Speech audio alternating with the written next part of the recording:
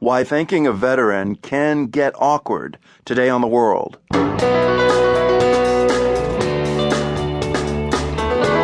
Marco Werman. On Memorial Day, we remember the fallen, but a lot of people also go out of their way to thank veterans for their service. Some vets, though, say this just makes them feel uncomfortable, even angry. However kind-hearted that thank you is, it's made without much interest in what they're thanking you for, which is killing people. We'll get different perspectives on that. Also remembering a German U-boat attack off of New Orleans, plus a musician from New Zealand who likes to pretend like he's not. I really get off on sounding like I'm from somewhere else or from some other time. It's it's quite freeing for me. Those stories today here on The World.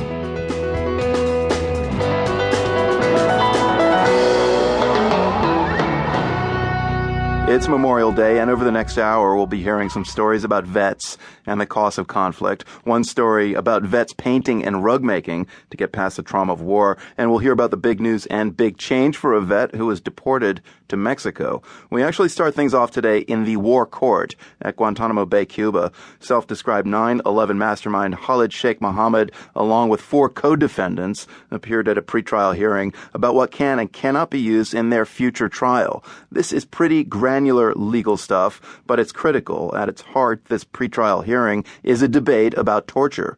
My WGBH colleague Arun Roth is in Guantanamo and was at the hearings this morning. He's just outside the courtroom. This is all about looking past the trial itself and looking to the sentencing phase. They want to be able to have as much information on the record about the ill treatment of these men, their waterboarding and the abuse that they suffered, the torture at the hands of the CIA before they even arrived at Guantanamo. The idea being that when it comes to the sentencing phase, they will be able to admit this and have it count in some way towards the punishment for these men. The idea being that maybe they would be able to be spared the death penalty if the defense can argue that their ill treatment was so morally reprehensible that we have now lost the moral authority to be able to execute them. Yeah, how likely is it that the U.S. government will entertain that side of the story? I think very unlikely. I mean, I can't imagine that happening. Although, Mark, I would say this. I mean, there are 5 defendants here, and not all of them were as involved in the plot as Khalid Sheikh Mohammed. So it's possible maybe that one of these individuals might be able to be spared a life sentence and might be able to be spared execution in the end, but it's hard to imagine and hard to say still at this point. So the man at the center of what will be a trial, Khalid Sheikh Mohammed, what did he look like today, and how did he respond to the proceedings?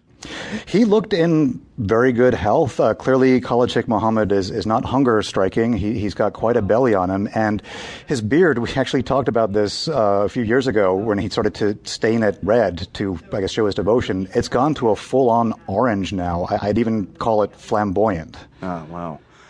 What's going to happen this week overall, and what's at stake with this hearing? As we said, what's essentially torture? Interestingly, Marco, probably the most exciting, for lack of a better word, witness that we'll have this week involves abuses that allegedly are going on right now here in Guantanamo. One of the defendants, this is Ramzi bin al-Shib, he has been saying that he's been subjected to vibrations and noise in his cell in Guantanamo to torment him, basically, in a way that's kind of similar to the ways that the CIA used noise to sort of harass prisoners over time. The defense is going to call as a witness Abu Zubaydah, who is one of the highest value detainees at the prison. He was considered to be part of Osama bin Laden's inner circle. He's not been seen since 2002, and apparently he's been experiencing some of the same stuff, and will be called in to talk about that. And so we'll hear some testimony about the super top secret Camp 7, where the high value detainees are being held. So this is an important hearing, but in terms of the actual trial, much less some kind of verdict, that's also going to take time. What is the outside estimate?